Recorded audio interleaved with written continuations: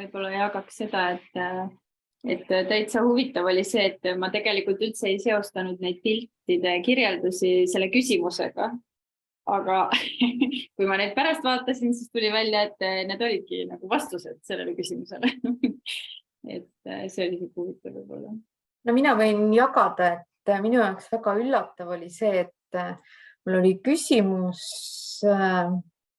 ka töö kohta, aga võib-olla uue suuna kohta. Ja nähes seal 2 raamatut, kus sa oled nagu kinni jäänud, siis väga selged sõnumid, mida teha ja mida mitte teha. Et mulle endalegi üllatuseks. Et aitäh.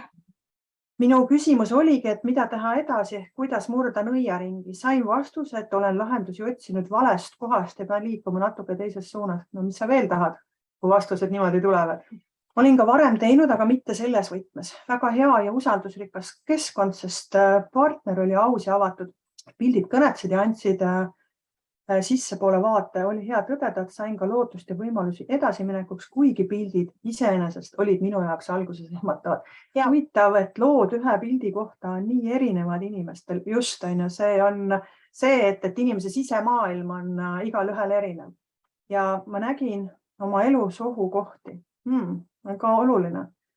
Esmapilgul tundus, kuidas need pildid peaks olema seotud minu küsimusega, kuid tegelikult oli igal pildil seos täpselt. Väga vinged vastused ju. Kas keegi...